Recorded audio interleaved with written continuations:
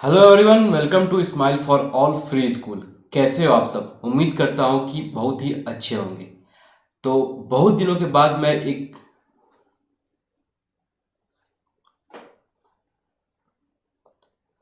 Hello everyone, welcome to Smile for All free school. कैसे हो आप सब? उम्मीद करता हूँ कि बहुत ही ज़्यादा अच्छे होंगे। तो एज यू नो कि मैं क्लास 10th का एनसीईआरटी को पढ़ा रहा हूँ और मैं एक चैप्टर पढ़ा चुका हूँ, चैप्टर नंबर 1। और ये चैप्टर नंबर 2 को बीच से कंटिन्यू कर रहा हूँ। ओके, चैप्टर नंबर 2 का भी मैं बहुत सारा टॉपिक पढ़ा चुका हूँ, आप प्लेलिस्ट में जाकर देख सकते हैं। ओके, तो आज जो अपन लोग पढ़ेंगे वो पढ़ेंगे हाउ स्ट्रॉन्ग आर एसिड और बेस सॉल्यूशन। तो इससे पहले जो टॉपिक था वो अपन लोग कवर कर चुके हैं। ओके, इससे पहले जो टॉपिक था वो अपन लोग पहले देख लेते हैं कौन सा टॉपिक था, है ना? ओके, हाँ देखिए, what happens to an acid और बेस इन वाटर सॉल्यूशन। तो ये वाला टॉपिक अपन लोग कर लिए हैं, आप जाकर देख सकते हैं प्लेलिस्ट पे। आज का टॉपिक हमारा जो है वो है हाउ स्ट्रॉन्ग आर एसिड और बेस सॉल्यूशन। ओके, कितना स्ट्रॉन्ग होता है एसिड और बेस सॉल्यूशन। तो जैसे कि आप लोग जानते हैं कि पहले अपन लोग क्या करते हैं, रीड करते हैं, है ना? तो अपन लोग पहले रीड करेंगे। We know how acid base indicators can be use to distinguish between an acid and a base. तो अपन लोगों ने बहुत सारे एसिड बेस इंडिकेटर के तौर पे पढ़ा था, जैसे कि है पीएच स्केल है ना, पेनॉप्थलीन है। तो ये सब कलर वगैरह चेंज करके अपन लोगों को बताता है कि कौन एसिड है और कौन बेस है ना?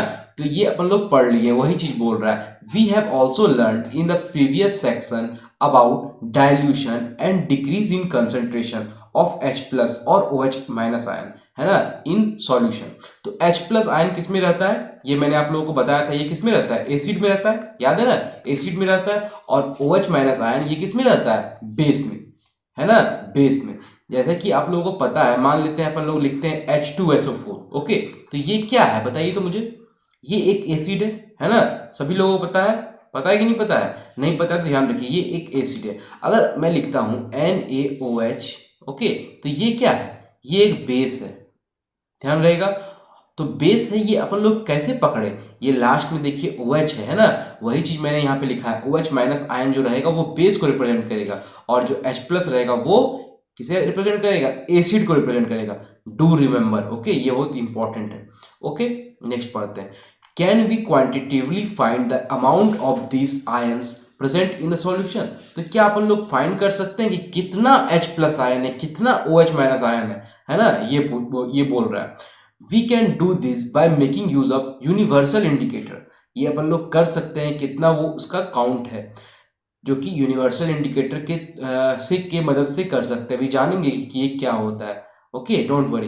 विच is an mixture of several indicator. The universal indicator shows different colour at different concentrations of hydrogen ion in a solution. आया समझ में?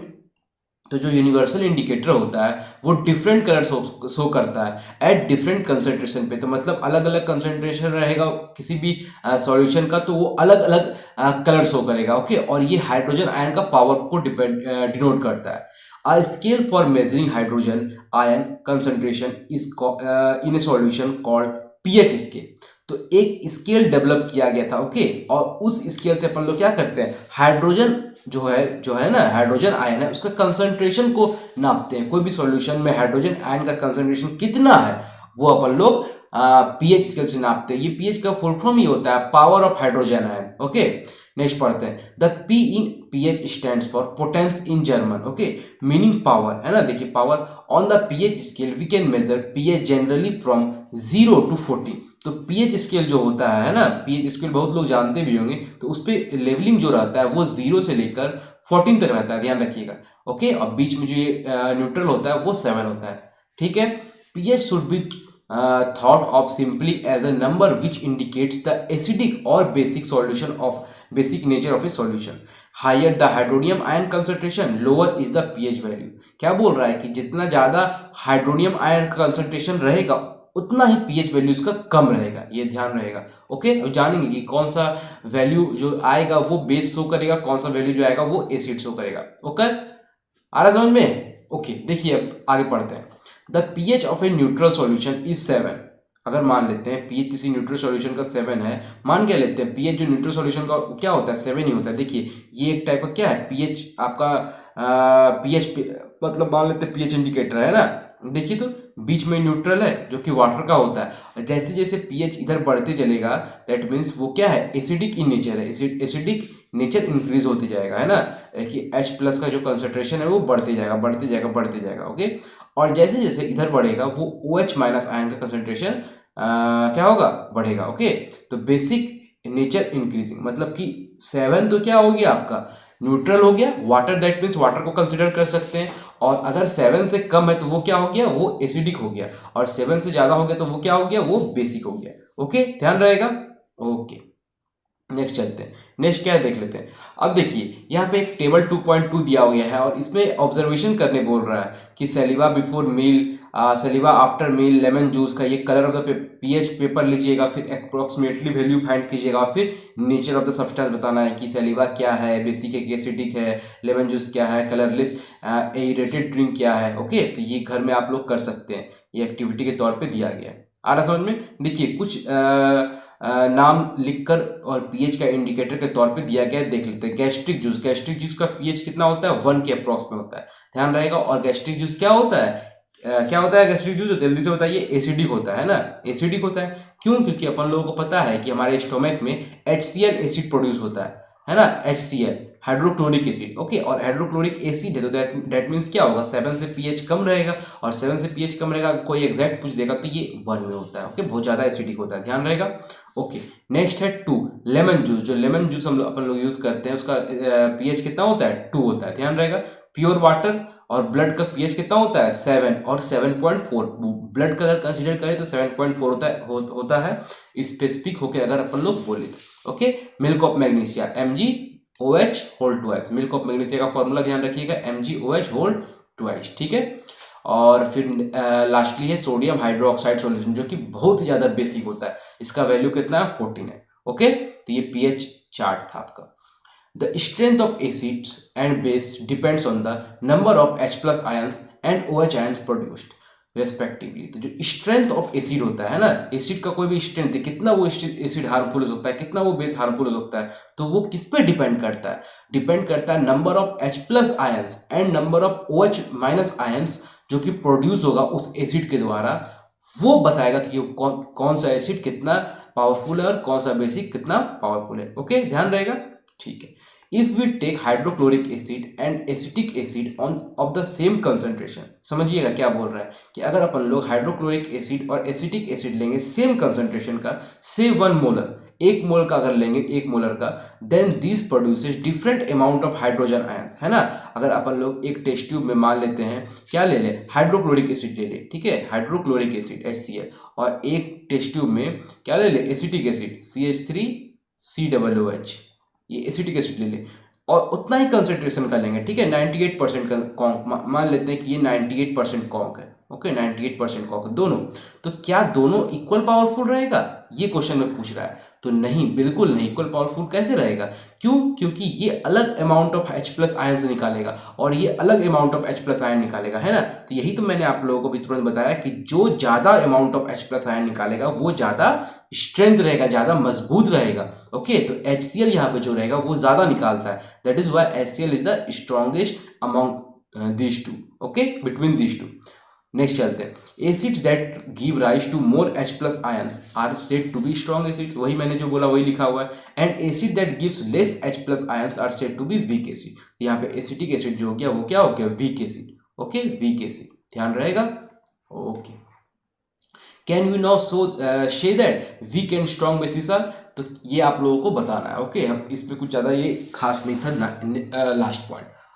नेक्स्ट चलते हैं, importance of pH in everyday life, ये कुछ अपन लोगों का एवरीडे लाइफ में पीएच का क्या इंपॉर्टेंस होता है उसके बारे में जानकारी देना है। Are plants and animals pH sensitive, जो प्लांट्स और एनिमल्स होता है वो क्या पीएच सेंसिटिव होता है, तो पढ़ते हैं। Our body works with the pH range of 7 to 7.8, पूछता है एग्जाम में कि जो बॉडी का पीएच होता है वो कहाँ से लेकर कहाँ तक होता है, तो 7 से लेकर 7.8 का जो रेंज होता है वो अपन लोगों के बॉडी का रेंज होता है पीएच का।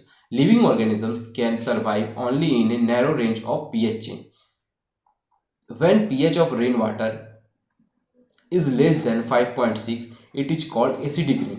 तो जब भी रेन वाटर का pH 5.6 से लेस होता है, कितना से लेस होता है, 5.6 से लेस होता है, तो उसे अपन लोग क्या कहते हैं, एसिड रेन कहते हैं, है ना। और when acid rain flows into the river it lowers the pH of the river water, the survival of aquatic life in such reverse become difficult, है ना। और यही रेन अगर रिवर में जाएगा तो वो क्या करता है, रिवर वाटर का पीएच को घटा देता है और जो एक्वाटिक लाइफ होता है उसको डिफिकल्ट बना देता है, ठीक है, क्रिटिकल बना देता है, क्योंकि उसमें अगर एसिडिक प्रॉपर्टी बढ़ जाएगा तो जो भी एक्वाटिक लाइफ रहेंगे उनके डेथ होने का चांसेस बढ़ जाता है और बहुत ज़्यादा बीमारी होने लगता है। ओके, नेक्स्ट चलते हैं, एसिड्स इन अदर प्लैनेट्स। यहाँ देखिए एक डू यू नो के फॉर्म में दिया हुआ है, the atmosphere of Venus is made up of thick white and yellowish cloud of sulphuric acid, do you think life can exist on this planet. तो जो वीनस है, हमारे वीनस का जो प्लैनेट है, उसका जो एटमॉस्फेयर है वो thick white and yellowish cloud से बना हुआ है, जो कि सल्फ्यूरिक एसिड का क्लाउड्स है। दैट मीन्स अपन लोगों के अर्थ में जो क्लाउड्स है वो क्या है, एक तौर से कंडेंस्ड H2O है ना, कंडेंस क्या है H2O है ना। तो वीनस में क्या है, वीनस में जो है वो क्या है, वीनस में कंडेंस H2SO4 है, क्या है H2SO4, ध्यान रहेगा, सल्फ्यूरिक एसिड। तो सल्फ्यूरिक एसिड जो है वो हार्मफुल है अपन लोगों के लिए, है ना, पता है ना, वो तो एसिड है। तो क्या वहां पे लाइफ एग्जिस्ट कर सकता है, बिल्कुल नहीं कर सकता है। ओके, नेक्स्ट चलते हैं, what is the pH of the soil in your backyard. तो बैकयार्ड जो अपन लोग का ग्राउंड वगैरह मान लेते हैं, कहीं पे गार्डन वगैरह है, तो वहां का सॉइल जो है उसका पीएच पूछा जा रहा है आपसे, उसका पीएच क्या है। तो पढ़ते हैं, plants require a specific pH range for their healthy growth, है ना। तो एक स्पेसिफिक पीएच रेंज रहना चाहिए तभी वो एक हेल्दी ग्रोथ कर सकता है। To find out the pH required for a healthy growth of a plant you can collect the soil from various place and check the pH in manner described below, है ना। तो यहाँ पे आपको एक सिंपल सा एक्सपेरिमेंट परफॉर्म करने बोल रहा है कि अपने जो बैकयार्ड है उसमें सॉइल का पीएच वैल्यू जांचिए और बताइए कि कितना पीएच वैल्यू है क्या और वो क्या सूटेबल है। तो ये एक एक्टिविटी के तौर पे ज़्यादा इंपॉर्टेंट नहीं है। नेक्स्ट चलते हैं, pH in our digestive system. तो मैंने अभी आप लोगों को बताया कि जो हमारा डाइजेस्टिव सिस्टम है, स्टोमक है, उसमें HCl एसिड प्रोड्यूस होता है ना। तो उसी के बारे में दिया गया है, it is very interesting to know that our stomach produces hydrochloric acid, same बात लिखा हुआ है, it helps in the digestion of food without harming the stomach. तो ये काम क्या करता है, अपन लोगों का जो फूड होता है उसको डाइजेस्ट करने में मदद करता है बिना हमारे स्टोमक को हार्म किए। ओके, इस तरह ही कुछ बनाया गया है। ड्यूरिंग इनडाइजेशन, जब अपन लोग का इनडाइजेशन होता है, अनपच होता है, तो क्या होता है, स्टोमक में बहुत ज़्यादा एसिड निकलने लगता है और इसलिए अपन लोग को पेन और इरिटेशन होने लगता है, ठीक है। इसको रीड करने के लिए, मतलब इससे बचने के लिए अपन लोग क्या यूज़ करते हैं, बेस यूज़ करते हैं, और उस बेस का क्या नाम होता है, एंटासिड नाम है ना, याद रखिएगा इस नाम को, एंटासिड्स। ओके, जो अपन लोग यूज़ करते हैं जब भी अपन लोग को क्या होता है, अनपच वगैरह हो जाता है, इनो वगैरह में यही चीज़ रहता है, ठीक है। One such remedy must have been suggested by you at the beginning of the chapter. तो मिल्क ऑफ मैग्नीशिया जो होता है वो भी एक टाइप का क्या है, एंटासिड्स है, ठीक है। Milk of magnesia that means MgOH whole twice. मैंने पहले भी इसका फॉर्मूला लिखा अभी कुछ देर पहले, देख लीजिएगा वीडियो पीछे करके। Okay, milk of magnesia is also a type of antacid, okay, which is use to control our digestion, that means which is use to control our क्या, इनडाइजेशन। इनडाइजेशन अगर कहे तो स्पेसिफिक होगा। ओके ओके, नेक्स्ट चलते हैं, pH change as the cause of tooth decay. जो अपन लोगों का दांत सड़ता है, दांत खराब होने लगता है, तो उसमें भी कहीं ना कहीं पीएच का ही चेंज होता है ना। तो पढ़ते हैं पहले, tooth decay starts when the pH of the mouth is lower than pH 5.5।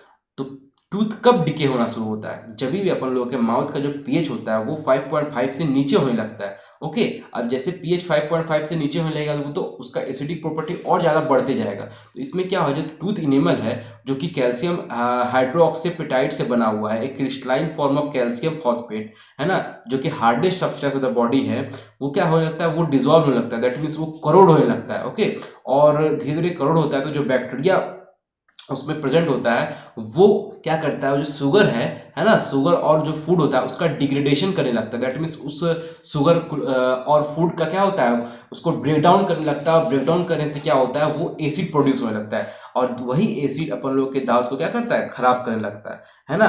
और जो अपन लोग टूथपेस्ट यूज करते हैं उसमें क्या होता है, वो बेसिस रहता है, वो बेस का काम करता है, और वही जो अपन लोग माउथ से ब्रश करते हैं तो वो जो बेस होता है, वो जो माउथ में ऑलरेडी एसिड प्रेजेंट है, रात भर एसिड प्रेजेंट हुआ है, उसको क्या करता है, न्यूट्रलाइज कर देता है, और इससे क्या होता है, अपन लोगों का दांत जो होता है टूथ को प्रिवेंट करता है, किससे, डिके होने से। आ रहा समझ में? न्यूट्रलाइज करता है मतलब क्या हुआ, मैंने पहले ही बताया था एसिड प्लस बेस अगर मिलेगा तो क्या बनेगा, सॉल्ट और वाटर बनेगा, है ना। न्यूट्रलाइज कर देगा एसिड और बेस को, एकदम न्यूट्रल कर देगा, कोई उसमें हार्मफुल नहीं फिर वो नहीं हो सकता है। आ रहा समझ में? नेक्स्ट चलते हैं, self defence by animals and plants through chemical warfare. तो जो सेल्फ डिफेंस होता है एनिमल्स और प्लांट के द्वारा, देखते हैं जो हनी बी होता है वो स्टिंग करता है अगर, तो वो भी एक माइल्ड क्या करता है, एसिड रिलीज करता है हम अपन लोग के बॉडी में। और उसको अपन लोग कैसे यूज करते हैं, बेकिंग सोडा अगर उसमें थोड़ा सा देते हैं तो क्या होता है, रिलीफ होता है, क्योंकि बेकिंग सोडा किसका काम करता है, वहां पे बेकिंग सोडा बेस का काम करता है, ओके, और वहां पे न्यूट्रलाइजेशन का ही रिएक्शन होता है। आ रहा समझ में? Stinging hair of nettle leaf, जो छुई मुई का प्लांट होता है वो भी क्या करता है, मिथेनोइक एसिड निकालता है, जो कि बहुत बर्न पेन कॉज करता है, जो कि बर्निंग का फील देता है ना, जितना बहुत लहरता है। तो इसमें भी अपन लोग क्या करते हैं, वहां पे क्या करते हैं, बेकिंग सोडा देते हैं हल्का सा, तो वो क्या होता है, उसको न्यूट्रलाइज कर देता है और कुछ ना कुछ राहत देता है, ज्यादा तो नहीं देता है बट कुछ ना कुछ देता है ये, ठीक है। ओके, नेक्स्ट चलते हैं। देखिए यहाँ पे कुछ सब नेचुरल ऑकरिंग एसिड्स का नाम दिया हुआ, तो ये आप लोग याद कर लीजिएगा, बहुत ही ज़्यादा यूजफुल होगा आप लोगों के लिए एग्जाम पॉइंट ऑफ व्यू से और नॉलेज पॉइंट ऑफ व्यू से। विनीगर में कौन सा एसिड होता है, एसिटिक एसिड। ऑरेंज में कौन सा एसिड होता है, साइट्रिक एसिड। टैरमिन में कौन सा एसिड होता है, टैट्रिक एसिड। टोमेटो में ऑक्जेलिक एसिड। सोर मिल्क दैट मीन्स कर्ड में कौन सा होता है, लैक्टिक एसिड, और ये दूध में भी पाया जाता है, ओके। लेमन में साइट्रिक एसिड, एंड स्टिंग में मिथेनोइक एसिड, और नेटल स्टिंग जो कि छुई प्लांट था उसमें भी मिथेनोइक एसिड, ओके, ध्यान रहेगा। ओके, नेक्स्ट चलते हैं मोर अबाउट सॉल्ट्स। तो मोर अबाउट सॉल्ट्स अपन लोग क्या करेंगे, नेक्स्ट वीडियो में कवर अप कर लेंगे, ठीक है। चलिए तब तक के लिए स्टे सेफ, स्टे कनेक्टेड, और फिर मिलते हैं नेक्स्ट वीडियो में। आज के लिए इतना ही रहने दीजिए, ओके, ठीक है। Thank you for everyone, thank you for watching.